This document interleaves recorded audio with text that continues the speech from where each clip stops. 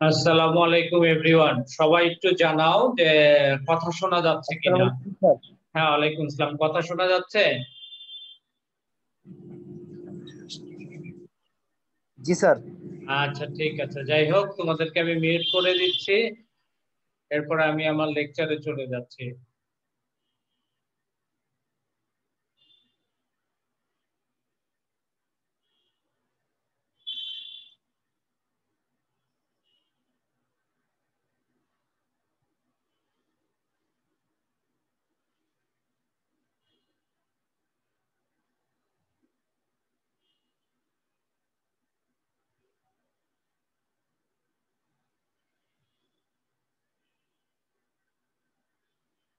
আসসালামু আলাইকুম এভরিওয়ান। আজকে ইকোনমিক্স বিজনেস স্টাডিজ গ্রুপের ইকোনমিক্স আমার চতুর্থ ক্লাসে সবাইকে স্বাগত। আল্লাহর কাছে হাজার শুকর, আমরা সবাই ভালো আছি, সুস্থ আছি এবং ক্লাসগুলো করতে পারছি। এবং সবাই, সবচেয়ে বড় কথা হলো, স্বাস্থ্যবিধি মেনে আমরা বাইরে চলাফেরা করব। হ্যাঁ, জীবনের তাগিদে আমাদেরকে বাইরে বের হতেই হয়, কিন্তু সবসময় স্বাস্থ্যবিধিটা মেনে আমরা কাজ করব। ঠিক আছে? এখন যাই হোক, আমরা আজকে আমাদের চতুর্থ ক্লাসে আছি। চতুর্থ ক্লাস, আজকে আমরা যেটার উপরে কাজ করব সেটা হচ্ছে সেকেন্ড চ্যাপ্টারে। গত ক্লাসে চাহিদা পড়ানো হয়েছে, চাহিদা বিধির ব্যতিক্রম দেখেছি, চাহিদা সূচি দেখেছি, চাহিদা রেখা অঙ্কন দেখেছি। এই তো গত ক্লাসের। আজকে আমরা যে টপিকস নিয়ে কাজ করব, সেই টপিকসটা খুবই তোমাদের পরিচিত টপিকস বলবো না, আগে বইয়ের রেফারেন্স গুলো বলে নিই। যে রণজিৎ কুমার নাথ স্যারের বইটা দেখবো, অর্থনীতি প্রথম পত্র, হাসান হাউজের। এবং সেকেন্ড হচ্ছে আখতারুল ইসলাম স্যারের বইটা দেখবো, এটা আমাদের সিটি কলেজের স্যার প্রফেসর আখতারুল ইসলাম। স্বপন গ্রেগরি, মোহাম্মদ হুমায়ুন কবির, অর্থনীতি প্রথম পত্র, অ্যাঞ্জেল পাবলিকেশন। এই বই দুইটা মোটামুটি আমাদেরকে লাগবে। ঠিক আছে?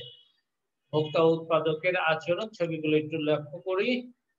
ঠিক আছে? দেখো একটু ভালো করে, বেশ কিছু ছবি দেখাবো। এখন ছবির থেকে আমরা টপিকসটা বের করে আনার চেষ্টা করব। একটা ট্রাক, দুইজন ব্যক্তি কি করছেন, দ্রব্যাদি, প্রয়োজনীয় দ্রব্যাদি স্বাস্থ্যবিধি মেনে লাইনে দাঁড়িয়েছে, সে বিক্রি করছে।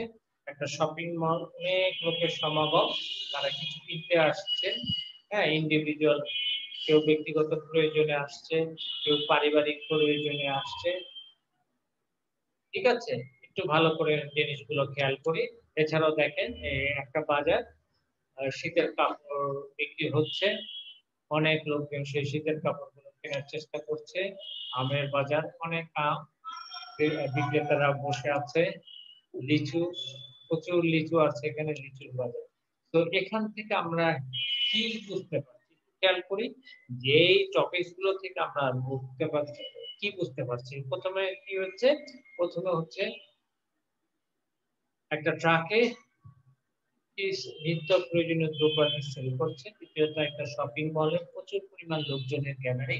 এবং শপিং মলে কি হচ্ছে, শপিং মলে সবাই শপিং করতে যাচ্ছে। তো এখান থেকে, এছাড়াও আমরা দেখলাম লিচুর বাজার, দেখলাম শীত শীত শীত বস্ত্রের যে বাজার, সেটা দেখলাম অনেক লোক মানে সমাগম হয়েছে। এছাড়াও আমের বাজার দেখলাম। এখান থেকে আমরা ইকোনমিক্স এর যে টপিকটা আছে সেটা হলো ব্যক্তিগত চাহিদা। ব্যক্তিগত চাহিদা বলতে আমার নিজের চাহিদা। এই ব্যক্তিগত চাহিদা থেকে আমরা বাজার চাহিদা কিভাবে বের করতে পারি। এখন বাজার চাহিদা মানে কি? একজন ব্যক্তির সমন্বয় কিন্তু একটা বাজার হয়, সমস্ত ব্যক্তির সমন্বয়ে বাজার হয়। ঠিক আছে? তো ব্যক্তিগত চাহিদা থেকে আমরা কিভাবে বাজার চাহিদাটা কি করতে পারবো, ড্র করতে পারবো। Drawing up a market demand curve from individual demand. ঠিক আছে? কিভাবে ব্যক্তিগত চাহিদা থেকে বাজার চাহিদা নির্ণয় করা যায়, সেটাই হচ্ছে আজকের মূল আলোচ্য বিষয়। আর তোমাদেরকে বলে নিচ্ছি, তোমরা সবাই তোমাদের পূর্ণ নাম, রোল এবং সেকশন, আমি আবার বলছি, তোমরা সবাই তোমাদের পূর্ণ নাম, রোল এবং সেকশন, ঠিক আছে, উল্লেখপূর্বক একবার দিবে। দুইবার যদি তোমরা হয়তোবা ভুলে যাও পূর্ণ নাম দিতে, অথবা সরি, অথবা রোল দিতে, অথবা সেকশন দিতে, তাহলে কিন্তু আমি কাউন্ট করব না। বারবার বলছি, তোমরা একবারই তোমাদের পূর্ণ নাম, রোল এবং সেকশনটা দিয়ে দিবে। ঠিক আছে, আমি চলে যাচ্ছি আমার লেকচারে। শিক্ষণফল বলতে কি বোঝাচ্ছে? লেসন অবজেক্টিভ, মানে এই পাঠ শেষে তোমরা কি কি শিখতে পারবে, তোমরা কি কি লিখতে পারবে বা বুঝতে পারবে বা ব্যাখ্যা করতে পারবে। যাই হোক, একটু দেখি যে ব্যক্তিগত চাহিদা কি তা বলতে পারবা, নাম্বার 2 বাজার চাহিদা কি তা বলতে পারবো বা ব্যাখ্যা করতে পারবো। ব্যক্তিগত চাহিদা সূচি থেকে ব্যক্তিগত চাহিদা ব্যক্তিগত চাহিদা সূচি থেকে আমরা বাজার চাহিদা সূচি ব্যক্তিগত চাহিদা সূচি থেকে আমরা বাজার চাহিদা সূচি তৈরি করতে পারবো।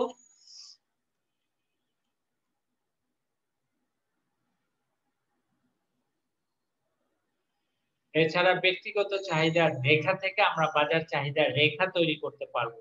ঠিক আছে, এছাড়াও চাহিদার নির্ধারক সমূহ আমরা ব্যাখ্যা করতে পারবো।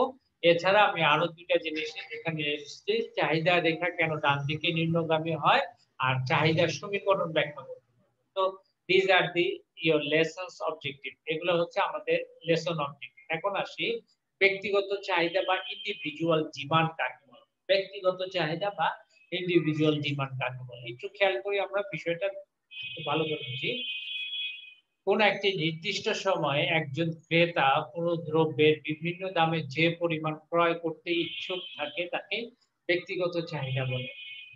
তো একজন ক্রেতা বিভিন্ন দামে যে পরিমাণ ক্রয় করতে ইচ্ছুক একটি দ্রব্যের যে নির্দিষ্ট পরিমাণ সে ক্রয় করে তাকে ব্যক্তিগত চাহিদা বলা হয়। ব্যক্তিগত চাহিদার ক্ষেত্রে ভোক্তার আয়, পছন্দ এবং রুচিটা কি থাকবে? ব্যক্তিগত চাহিদার ক্ষেত্রে ভোক্তার আয়, পছন্দ, রুচি এবং অন্যান্য সম্পর্কিত যে দ্রব্য রয়েছে, অন্যান্য সম্পর্কিত দ্রব্যের দাম স্থির বলে ধরে নেওয়া হয় বা অনুমতি গ্রহণ করা হয়। তোমাদেরকে আগেই বলা হচ্ছে অনুমতি জিনিসটা কি। ঠিক আছে, অ্যাজাম্পশন গত ক্লাসেই বলেছি, তাহলে সেটা নিয়ে আমি আর এই ক্লাসে বলবো, বলার কোনো প্রয়োজন বোধ করছি না। যাই হোক, এরূপ অনুমিতির প্রেক্ষিতে ব্যক্তিগত চাহিদায় লক্ষ্য করা যায় যে দ্রব্যের দাম বৃদ্ধি পেলে চাহিদা হ্রাস পায় এবং দাম হ্রাস পেলে চাহিদা বৃদ্ধি পায়। ঠিক আছে, এই যে ব্যাপারটা, এই ব্যাপারটা নিচের একটা ব্যক্তিগত চাহিদার সূচি থেকে চাহিদা রেখা অঙ্কন করা যায়। একটু খেয়াল করি। তো আমরা কি বললাম যে কোন একটা ব্যক্তি যে বিভিন্ন দামের দ্রব্যের যে বিভিন্ন পরিমাণ ক্রয় করতে ইচ্ছুক সেটা ব্যক্তিগত চাহিদা বলা হয়। এক্ষেত্রে ভোক্তার আয়, পছন্দ, রুচিটা স্থির থাকবে, সম্পর্কিত দ্রব্যের দাম স্থির থাকবে বা দেয়া আছে বলে গ্রহণ করা যাবে। এছাড়াও আরেকটা জিনিস যে যে এই সমস্ত অনুমিতির প্রেক্ষিতে ব্যক্তিগত চাহিদায় লক্ষ্য করা যায় যে যে কোনো দ্রব্যের দাম বৃদ্ধি পেলে চাহিদা হ্রাস পায় এবং দাম হ্রাস পেলে চাহিদা বৃদ্ধি পায়। বিষয়টি নিম্নের যে একটা সারণী দিয়ে প্রকাশ করা হয় সেটা হচ্ছে ব্যক্তিগত চাহিদার সূচি। ঠিক আছে, এই ব্যক্তিগত চাহিদার সূচি দিয়ে চাহিদা রেখা অঙ্কন করা হলো। একটু খেয়াল করে দেখি ব্যক্তিগত চাহিদা সূচি, এটা হচ্ছে ব্যক্তিগত চাহিদা সূচি। একটু খেয়াল করো তোমরা সবাই যে এখানে তিনটা কলাম আছে। এখন চাহিদা সূচি কি গত ক্লাসে ব্যাখ্যা করা হয়েছে, তারপর আমি একটু রিক্যাপ করি। যখন বিভিন্ন দামে দ্রব্যের বিভিন্ন একক একটা টেবিলের মাধ্যমে প্রকাশ করা হয় তখন সেটাকে বলা হয় চাহিদা সূচি। কি বলেছি? যখন বিভিন্ন দামে দ্রব্যের বিভিন্ন একক ক্রয় বিক্রয় করা হয় তা যখন টেবুলেটেড ফর্ম বা একটা টেবিলের মাধ্যমে প্রকাশ করা হয় তখন তাকে বলা হয় চাহিদা সূচি। যেমন দেখো একটু কোন প্রথম কলামের ফার্স্ট রোতে আছে দ্রব্যের দাম একক প্রতি পি, এরপরে রয়েছে চাহিদার পরিমাণ কিউডি, সম্পর্কিত বিন্দু হচ্ছে রিলেটেড পয়েন্ট গুলো কি কি আছে। ঠিক আছে, একটু খেয়াল করি আমরা। দেখো, দ্রব্যের দাম যখন 5 টাকা তখন চাহিদার পরিমাণ হচ্ছে 40 একক যা এ বিন্দু দ্বারা নির্দেশিত। দাম যখন 10 টাকা, দাম বাড়ছে, চাহিদার পরিমাণ কমে আসলেও 30 একক যা বি বিন্দু দ্বারা নির্দেশিত। ঠিক একই ভাবে দেখো, দাম যখন 15 টাকা, চাহিদার পরিমাণ 20 একক যা সি বিন্দু দ্বারা নির্দেশিত। এটা হচ্ছে চাহিদার সূচি, ব্যক্তিগত চাহিদার সূচি। এখন এই যে ব্যক্তিগত চাহিদার সূচিকে যখন আমি রেখাচিত্রে প্রকাশ করব তখন সেটাকে কি বলা হবে? ব্যক্তিগত চাহিদা রেখা। গত ক্লাসেও আমরা এটা দেখিয়েছি। দেখো যে চিত্রে ভূমি অক্ষে চাহিদার পরিমাণ এবং লম্ব অক্ষে দাম নির্দেশিত। ঠিক আছে, দেখো এই যে এখানে এটা হচ্ছে মূল বিন্দু 0 দেখাচ্ছে, এই যে 5 একক দাম যখন 5 টাকা ছিল কোন দ্রব্যের চাহিদা এ বিন্দুর সাপেক্ষে ছিল 40 একক। ঠিক আছে? দাম বেড়ে 5 থেকে 10 টাকা হয়ে গেল। চাহিদার পরিমাণ 40 থেকে কমে বি বিন্দুর সাপেক্ষে কত হলো? 30 টাকা। বি বিন্দুর সাপেক্ষে কত হলো? চাহিদার পরিমাণ কমে বি বিন্দুর সাপেক্ষে হলো 30 টাকা। এরপরে দাম আরো বাড়ছে 10 থেকে 15 টাকা হলো। আমি আগে ছিলাম বি বিন্দুর সাপেক্ষে 30 এককে, পরে চাহিদা আরো কমে 20 একক হয়ে গেল, যা সি বিন্দু দ্বারা নির্দেশিত। তাহলে এখানে আমি কি বলতেছি? এখানে আমি বোঝাচ্ছি যে দাম বাড়লে চাহিদা কমে, দাম কমলে চাহিদা বাড়ে। আবার দেখো ভাইস ভার্সা হিসেবে যদি আমরা বলি যে কোন দ্রব্যের দাম যখন 15 টাকা, সি বিন্দুর সাপেক্ষে চাহিদা 20 একক, দ্রব্যের দাম 15 থেকে কমে 10 টাকায় আসলো, তখন বি বিন্দুর সাপেক্ষে চাহিদার পরিমাণ বেড়ে 20 থেকে 30 এককে গেল। আবার দ্রব্যের দাম আরো কমে 10 থেকে 5 এককে আসলো, এ বিন্দুর সাপেক্ষে চাহিদার পরিমাণ বেড়ে 30 থেকে 40 এককে গেল। সো দ্রব্যের দামের সাথে চাহিদার কেমন সম্পর্ক বিদ্যমান? দ্রব্যের দামের সাথে চাহিদার বিপরীত সম্পর্ক বিদ্যমান। চাহিদার সূচি হচ্ছে চাহিদা রেখার গাণিতিক প্রকাশ, আর চাহিদা রেখা হচ্ছে চাহিদা বিধির জ্যামিতিক প্রকাশ। ঠিক আছে? এই হচ্ছে একটা ইন্ডিভিজুয়াল বা ব্যক্তিগত চাহিদা রেখা। এরপরের স্লাইডে আমরা চলে যাই। এখন আমরা আসব মূলত বাজার চাহিদাটা কি? What is market demand? একটু খেয়াল করি। মার্কেটিং আগে একটু কথা বলে নিই। মার্কেট মানে কি? বাজার কাকে বলে? তারপরে বুঝতে হবে চাহিদা কাকে বলে। যেহেতু চাহিদা আগের ক্লাসে ডিসকাস করা হয়েছে, আমরা চাহিদা নিয়ে এখন আর খুব বেশি কথা বলার সময় নেই। বাজার কাকে বলে? বাজার সাধারণত আমাদের চোখের সামনে বাজার বলতে বোঝায় আমরা প্রতিটা মানুষই ঢাকায় বা গ্রামে যেখানে বাস করি না কেন, বাজার মানে কি? কিছু লোক কিছু পণ্য নিয়ে একটা নির্দিষ্ট জায়গায় জমায়েত হচ্ছে, সেটা বিক্রির উদ্দেশ্যে, সেটাকেই বাজার বলে। তাই না? এটা হলো সাধারণ অর্থে। তো সাধারণ অর্থে মার্কেট বলতে কি বোঝায়? বাজার বলতে আমরা একটা জায়গা বোঝায় যেখানে অসংখ্য ক্রেতা বিক্রেতা পণ্যাদি পণ্য দ্রব্যাদি নিয়ে বসে থাকে বিক্রির উদ্দেশ্যে। কিন্তু অর্থনীতিতে বাজার বলতে কোনো একটা নির্দিষ্ট জায়গাকে বোঝাবে না। বাজার বলতে যেখানে ক্রেতা এবং অসংখ্য ক্রেতা বিক্রেতা কি করবে? কোন একটা দ্রব্য দর কষাকষির মাধ্যমে ক্রেতা এবং বিক্রেতা উভয় দ্রব্যের দাম নির্ধারিত করবে দর কষাকষির মাধ্যমে। একটা নির্দিষ্ট দ্রব্য নির্দিষ্ট দামে ক্রয় বিক্রয় করা কি বাজার বলা। খেয়াল করি। তো বাজার চাহিদা, এখন বাজার চাহিদা বলতে বোঝাচ্ছে ব্যক্তিগত চাহিদা সমষ্টিকে বাজার চাহিদা বলে, এবং ব্যক্তিগত চাহিদার সমষ্টিকেই যদি আমি বাজার চাহিদা বলি, আমি এখানে সাধারণত দুইজন ব্যক্তির চাহিদা নিয়ে বাজার চাহিদাটা ড্র করব। যাই হোক, আগে বাজার চাহিদা কাকে বলে একটু দেখে নিই।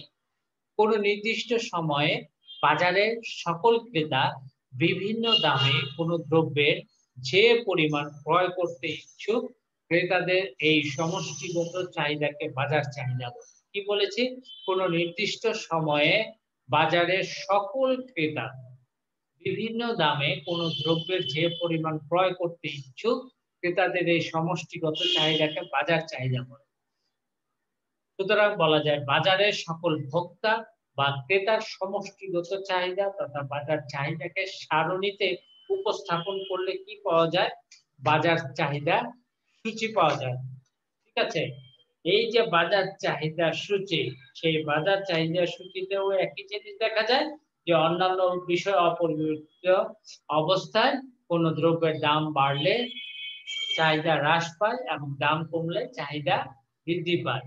তো বাজারের সকল ভোক্তা বা ক্রেতার সমষ্টিগত চাহিদা তথা বাজার চাহিদাকে সারণীতে উপস্থাপন যদি আমি করি, তখন সেটাকে বলা হয় বাজার চাহিদা সূচি। নিম্নে ব্যক্তিগত চাহিদা সূচি থেকে বাজার চাহিদা সূচি তৈরি করা হয়। একটু খেয়াল করো তোমরা বাজার চাহিদা সূচি। খেয়াল এই যে দেখো, এখানে আমি দিয়েছি একক প্রতি দাম। এটার হলো 4টা রো আছে, 4টা কলাম আছে। আমি দুইজন ক্রেতাকে নিয়ে বাজার চাহিদা ড্র করছি। এখন কথা হচ্ছে, স্যার শুধু কি দুইজন ক্রেতা নিয়ে বাজার চাহিদা হবে? না, বাজার হলো অসংখ্য ক্রেতা, হাজার হাজার ক্রেতা নিয়ে বাজার চাহিদা হয় বা শ শ ক্রেতা নিয়ে বাজার চাহিদা হয়।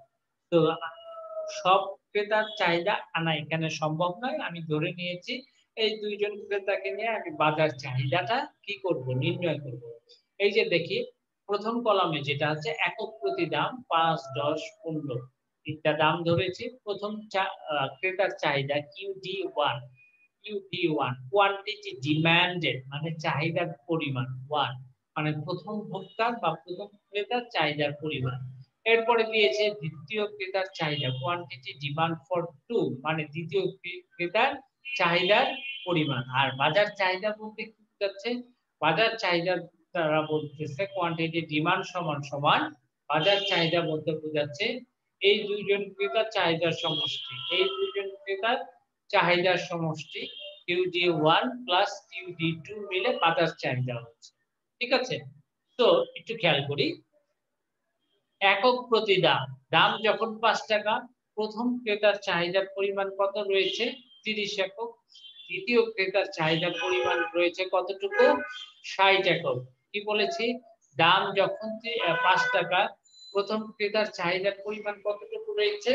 ৩০ একক এবং দ্বিতীয় ক্রেতার চাহিদার পরিমাণ রয়েছে ৬০ একক। সুতরাং বাজার চাহিদা কতটুকু হবে? বাজার চাহিদা হবে ৬০ প্লাস ৩০ ইজ ইকুয়ালস ৯০। ক্লিয়ার? কোন জায়গায় বুঝতে সমস্যা হলে আমাকে সাথে সাথে নক দিব। ঠিক আছে? এরপরে দেখি দাম বাড়লো ৫ থেকে ১০ টাকা হলো। চাহিদার প্রথম ক্রেতার চাহিদাও কমে গেছে ৩০ থেকে ২০ এককে আসলো। দ্বিতীয় ক্রেতার চাহিদাও কমে গেছে ৬০ থেকে ৪০ এককে আসলো। তো ৪০ আর ২০ যোগ করলে ৬০ একক সেটা হচ্ছে দাম যখন ১০ টাকা তখন চাহিদার পরিমাণ হবে ৬০ একক বাজার চাহিদার পরিমাণ। ঠিক আছে? এরপরে আসি দাম যখন ১৫ টাকা, দাম যখন ১৫ টাকা তখন প্রথম ক্রেতার চাহিদা হলো ১০ একক, দ্বিতীয় ক্রেতার চাহিদা হলো ২০ একক মানে চাহিদার পরিমাণ কমছে। ৪০ ছিল ২০ এ চলে আসছে। তখন একটু খেয়াল করি। তখন ব্যাপারটা কি হচ্ছে? তখন ব্যাপারটা হচ্ছে বাজার চাহিদার পরিমাণ হচ্ছে ৩০ একক। ঠিক আছে? ২০ আর ১০। তো এই যে সূচি দুজন ক্রেতার যে চাহিদা সেই ক্রেতার চাহিদা দিয়েই কিন্তু আমরা বাজার চাহিদাটা ড্র করতে পারছি। ঠিক আছে? তো একটু দেখি আমরা কি বলছি। বাজার চাহিদা সূচি ব্যাখ্যা explanation of market demand schedule কি ব্যাখ্যাটা দিচ্ছি দেখি।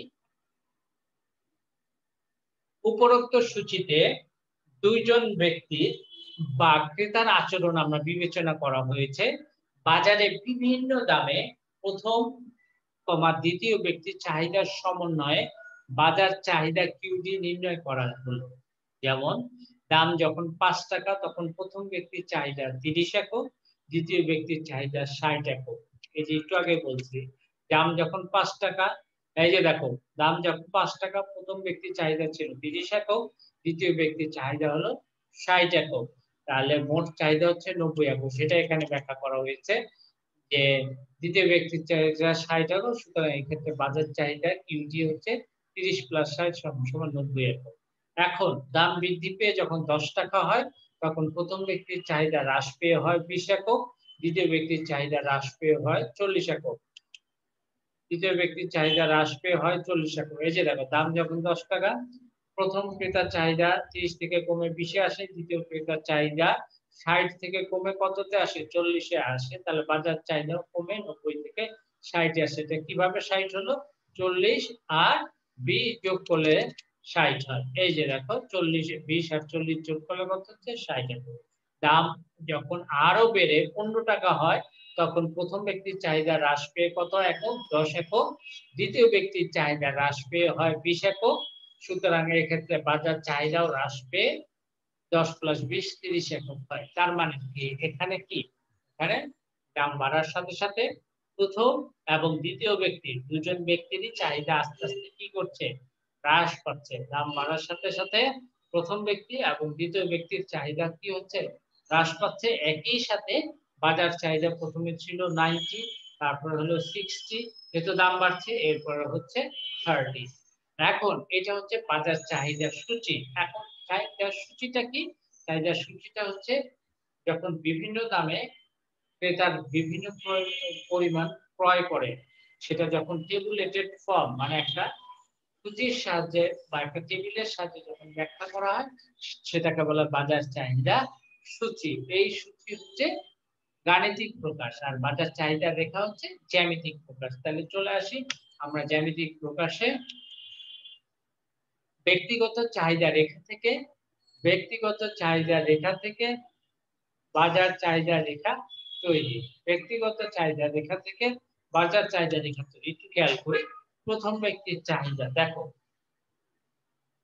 ব্যক্তিগত চাহিদা রেখা 1, দ্বিতীয় ব্যক্তির চাহিদা ব্যক্তিগত চাহিদা রেখা 2, তৃতীয় ব্যক্তির বাজার চাহিদা রেখা। ঠিক আছে, এরপরে দেখো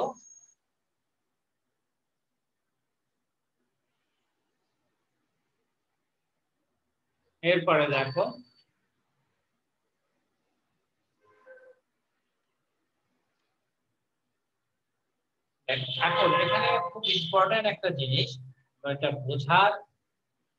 বুঝতে হবে, বুঝে তারপরে কাজ করতে হবে। আমি প্রথম ক্লাস থেকে বা যখনই আমি ক্লাসে ডিরেক্ট তোমাদের সাথে একটা ইন্টারঅ্যাকশন হয় নাই, হয়েছে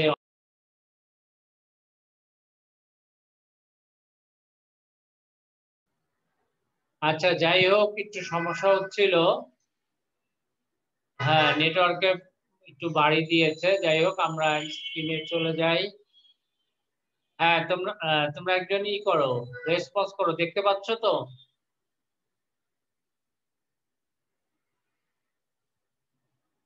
দেখা যাচ্ছে? জি স্যার। আচ্ছা নেটওয়ার্কে একটু সমস্যা হয়েছিল, যাই হোক আমি আনমিউট করে দিচ্ছি সবাইকে। হ্যাঁ আচ্ছা যাই হোক আমরা চলে আসি আমাদের লেকচারে। আচ্ছা, বাজার চাহিদা সূচি থেকে ব্যক্তিগত চাহিদা রেখা থেকে বাজার চাহিদা রেখা তৈরি। এখন দেখো এটা হচ্ছে প্রথম ব্যক্তির চাহিদা, সেকেন্ড চিত্র হচ্ছে দ্বিতীয় ব্যক্তির চাহিদা, থার্ড চিত্র হচ্ছে বাজার চাহিদা রেখা। এখন কথা হচ্ছে ভূমি অক্ষে চাহিদার পরিমাণ, লম্ব অক্ষে দাম।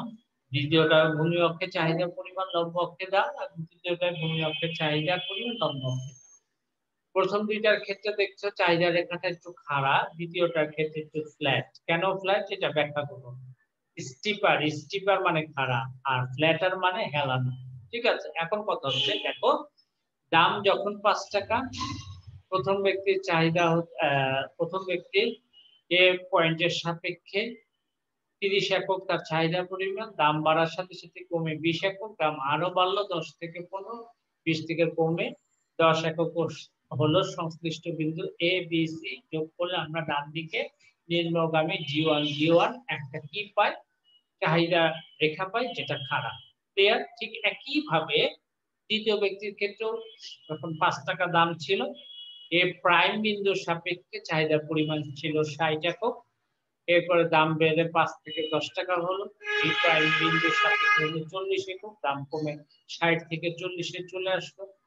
এরপরে দাম আরো বেড়ে 15 টাকা হলো, পি প্রাইম বিন্দুর সাপেক্ষে 20 একক হলো, দাম কমে 40 থেকে 20-এ চলে আসলো। সো যখনই দাম বাড়ছে চাহিদার পরিমাণ আস্তে আস্তে কমে আসছে। এখন আসি যে স্যার এই দুইটার সাপেক্ষে কিভাবে আমরা বাজার চাহিদা রেখাটা তৈরি করলাম। একটু খেয়াল করো, বাজার চাহিদার ক্ষেত্রে তোমাকে মনে রাখতে হবে যখন দাম হলো 5, তাহলে সেক্ষেত্রে এ বিন্দুর সাপেক্ষে তোমার চাহিদার পরিমাণ হচ্ছে 30, এখানে এ প্রাইম বিন্দুর সাপেক্ষে চাহিদার পরিমাণ হচ্ছে 60।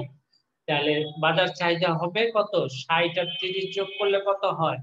90, তাই না? তাহলে তার মানে কি, এই যে হরাইজন্টাল যে ডিসটেন্স, হরাইজন্টাল ডিসটেন্স বলতে কি বোঝাচ্ছে, এই যে 5 থেকে বা এই 0 থেকে 60 এর যে দূরত্ব এবং 0 থেকে 30 এর যে দূরত্ব, এই দুইটা যোগ করে কিন্তু এই 0 থেকে 90 দূরত্বটা হবে। আমি কি ক্লিয়ার করতে পারছি?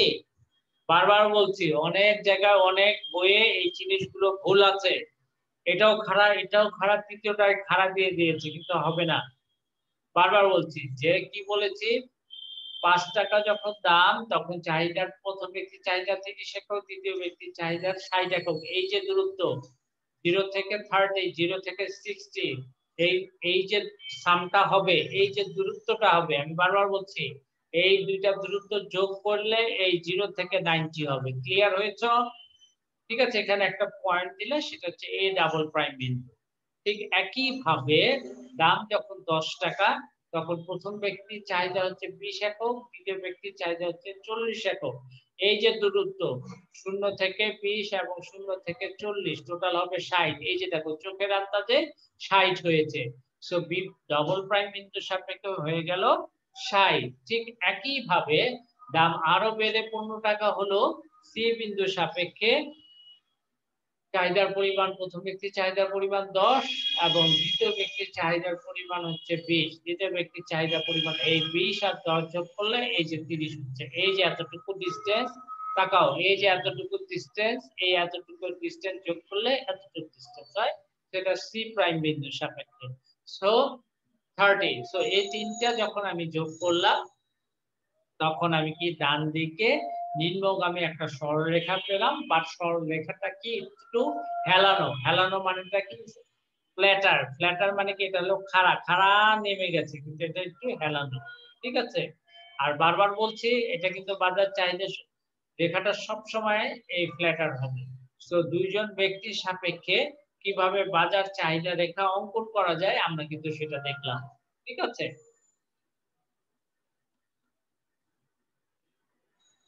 এখন চলে আসি পরবর্তী স্লাইডে।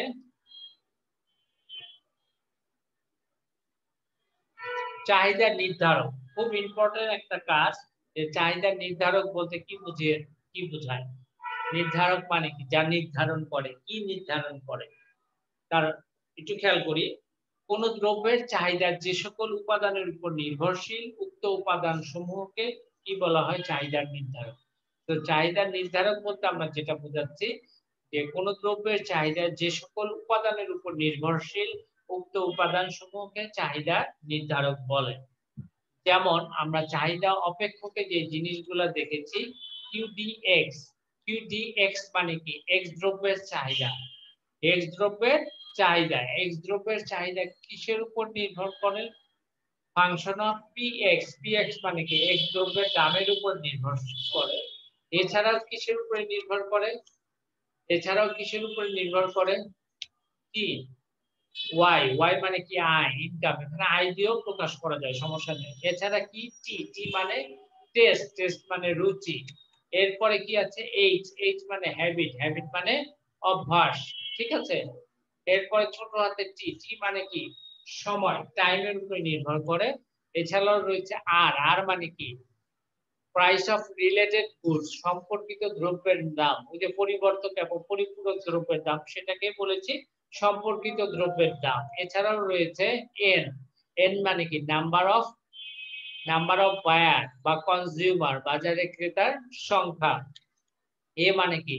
অ্যাডভার্টাইজমেন্ট কস্ট, বিজ্ঞাপন ব্যয়। জি হচ্ছে গভর্নমেন্ট রোল, সরকারের ভূমিকা। সো এই প্রত্যেকটা জিনিস কিসের উপরে ডিটারমাইন, মানে চাহিদা অপেক্ষকের উপর নির্ভর করে। এই প্রত্যেকটা জিনিস quantity demand for x. X দ্রব্যের চাহিদা নির্ভর করে এক্স দ্রব্যের দামের উপর, যেখানে এফ হচ্ছে ফাংশন।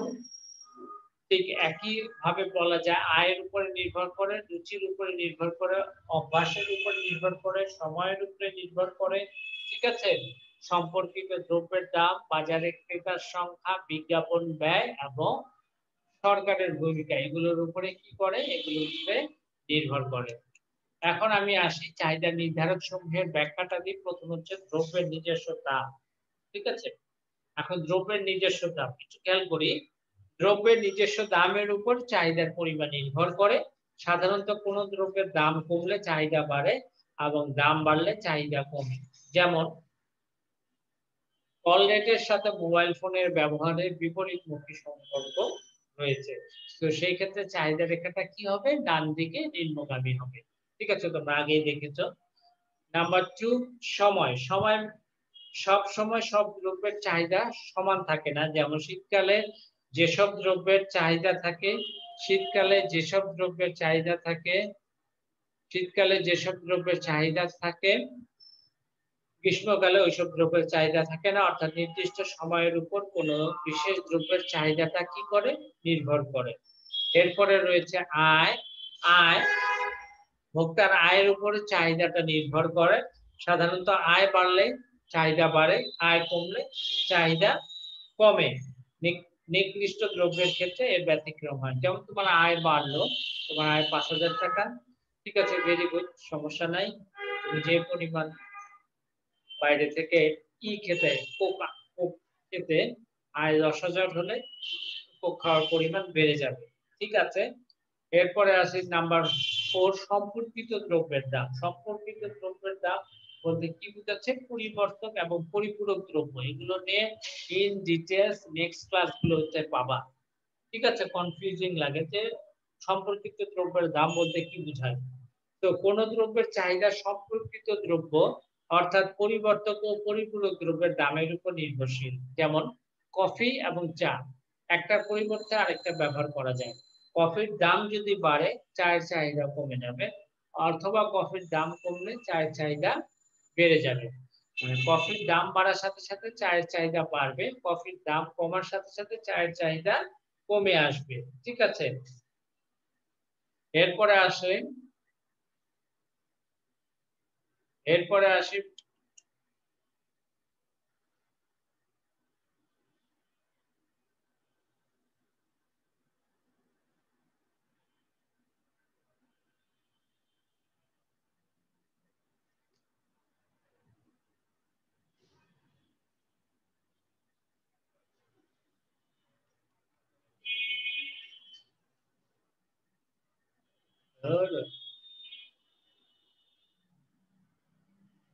আচ্ছা, এরপরে আসি বাজারে ক্রেতার সংখ্যা। বাজারে ক্রেতার সংখ্যা বেশি হলে কোন দ্রব্যের চাহিদা বেশি হয়, ক্রেতার সংখ্যা কম হলে চাহিদা কম হয়। এরপর আসি নাম্বার 6, রুচি। রুচি হচ্ছে ভোক্তাদের রুচির পরিবর্তন হলে দ্রব্যের চাহিদারও পরিবর্তন হয়। বিজ্ঞাপন, বিজ্ঞাপন বা প্রচারের উপরে অনেক সময় চাহিদা নির্ভর করে, ঠিক আছে। ভোক্তাকে আকৃষ্ট করতে হলে বিজ্ঞাপন গুরুত্বপূর্ণ ভূমিকা পালন করে। এছাড়াও রয়েছে সরকারের ভূমিকা। দেশের উৎপাদন ও ব্যবসা বাণিজ্যের অনুকূল পরিবেশের উপরে কোনো দ্রব্যের চাহিদা নির্ভর করে, যেখানে সরকারের গুরুত্বপূর্ণ ভূমিকা রয়েছে। আন্তর্জাতিক বাণিজ্য, আন্তর্জাতিক বাণিজ্য অবাধ বাণিজ্য থাকলে দেশের নতুন শিল্প কারখানায় যে দ্রব্য সামগ্রী উৎপাদন হয় তার চাহিদার পরিমাণ কম হবে। সংরক্ষিত বাণিজ্য হলে দেশীয় পণ্য দ্রব্যের চাহিদার পরিমাণ বেশি হবে। আয়ের বন্টন নাম্বার 10, আয়ের বন্টন সুষম হলে দরিদ্র জনগণের আয় বৃদ্ধি পায় বলে চাহিদার পরিমাণ বৃদ্ধি পাবে। আয় বন্টনের বৈষম্য থাকলে মানুষের আর্থিক অবস্থার অবনতির কারণে সামগ্রিক চাহিদাটা কি হবে? হ্রাস পাবে, ঠিক আছে। এরপরে আমরা যেটা চলে আসি যে চাহিদা রেখা ডান দিকে নিম্নগামিতার কারণ। চাহিদা রেখা কেন ডান দিকে নিম্নগামী? অনেকের কোশ্চেন হতে পারে যে স্যার আমরা তো চাহিদা রেখা দেখলাম, চাহিদা রেখা ডান দিকে নিম্নগামী, এর মূল কারণটা কি? আচ্ছা, এখন এটার আগে একটু কথা বলা দরকার। চাহিদা রেখা ডান দিকে নিম্নগামিতার যে মূল কারণ সেটা হচ্ছে চাহিদা বৃদ্ধি। কেন চাহিদা বৃদ্ধি একটু খেয়াল করি। কারণ মূলত হচ্ছে দামের সাথে চাহিদার অন্যান্য অবস্থা অপরিবর্তিত থাকে, দ্রব্যের দামের সাথে চাহিদার পরিমাণের যে বিপরীত সম্পর্ক প্রকাশ পায় সে কারণে চাহিদা রেখা ডান দিকে নিম্নগামী হয়। দামের সাথে চাহিদার পরিমাণ বিপরীত হয়, এটা যে নিম্নগামী তার ব্যাখ্যাগুলো নিম্নে দেওয়া হলো। নাম্বার 1 কি রেখেছি? ক্রমহ্রাসমান প্রান্তিক উপযোগ বিধি। ক্রমহ্রাসমান প্রান্তিক উপযোগ বিধি। আচ্ছা, ক্রমহ্রাসমান প্রান্তিক উপযোগ বিধি এর আগে বলেছি। কোন দ্রব্যের দাম ও প্রান্তিক উপযোগ সমান হলে নির্দিষ্ট সময়ে কোন দ্রব্য ভোগের সাথে সাথে প্রান্তিক উপযোগ হ্রাস পায়। এর আগের ক্লাসে আমরা দেখেছি কাজের দাম যখন কমে তখন চাহিদার পরিমাণ বৃদ্ধি পায়। দাম ও চাহিদার এরূপ বিপরীত সম্পর্কের কারণে চাহিদা রেখা সাধারণত ডান দিকে কি হয়? নিম্নগামী হয়। ঠিক একই ভাবে নাম্বার 2, প্রকৃত আয় প্রভাব। কোন দ্রব্যের দাম হ্রাস পেলে প্রকৃত আয় বৃদ্ধি পায়, তখন ভোক্তা পূর্বের অর্থ দ্বারা অধিক পরিমাণ দ্রব্য ভোগ করতে পারে। ধরো আমি ১০০ টাকা আলু কিনি, হ্যাঁ, যখন আলুর দাম ১০ টাকা, তো আলুর দাম কমে ধরে নিলাম ৫ টাকায় আসলো। ৫ টাকায় আসার সাথে সাথে আমি বেশি পরিমাণে আলু কিনতে পারবো, এই যে আমার আয়টা বেড়ে গেল। তো আয় বাড়ার অর্থটা কি? আমার স্যালারি বাড়ছে বা ব্যবসা থেকে আয় হচ্ছে সেটার কথা না।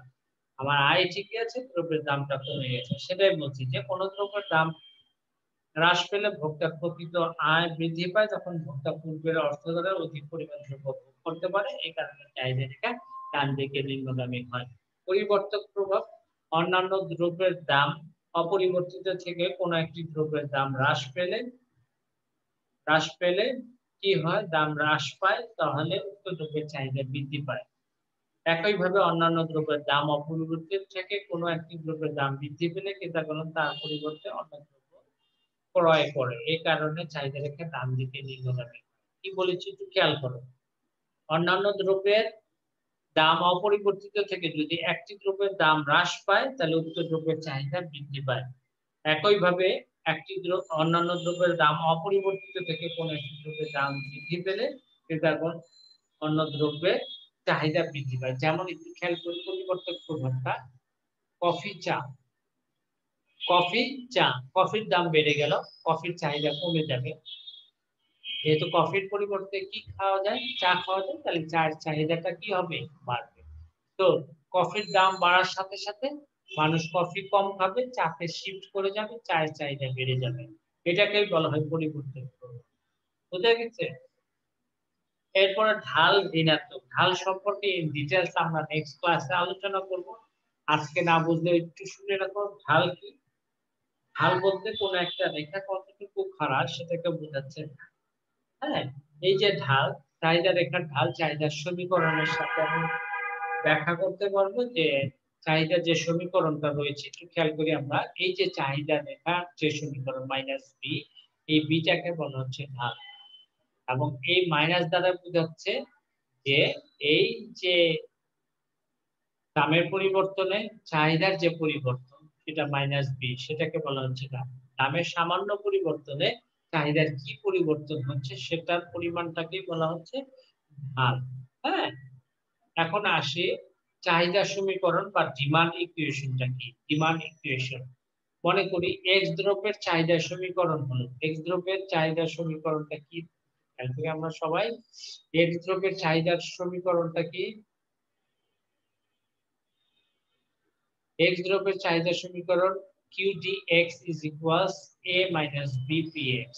ঠিক আছে? এখন QDX হচ্ছে quantity demand for X, X দ্রব্যের চাহিদা। A হচ্ছে ধ্রুবক, ধ্রুবক বলতে কি বোঝায়? কনস্ট্যান্ট টার্ম আমরা বুঝাচ্ছি।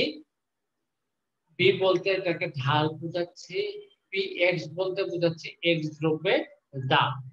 তো গাণিতিক ভাবে আমরা বোঝাচ্ছি QDX, X দ্রব্যের দাম 10 - 2P।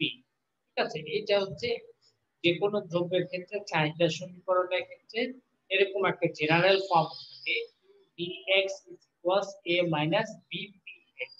আর যদি a প্লাস হতো তখন সেটা যোগান সমীকরণ। কেন হতো কি হতো আমরা নেক্সট ক্লাসগুলোতে মোটামুটি আলোচনা করব। এখন চলে আসি পরবর্তী স্লাইডে। তোমাদের যে কাজগুলো থাকবে কি দেখো, ব্যক্তিগত চাহিদা কাকে বলে সেটা তোমরা দেখতে পারবে, এটা তোমাদের কাকে বলে সেটা হোমওয়ার্ক থাকবে। কাল্পনিক চাহিদা সূচি থেকে চাহিদা রেখা তৈরি করা তোমাদের দুজন মিলে কাজ করবে বা বাসায় কাজ করবে। দলীয় কাজ যেটা থাকবে কাল্পনিক ব্যক্তিগত চাহিদা রেখা থেকে বাজার চাহিদা রেখা অঙ্কন করবে। তোমরা এরকম 2টা বা 3জন ব্যক্তির চাহিদার সূচি তৈরি করে দেন চাহিদা রেখাটা।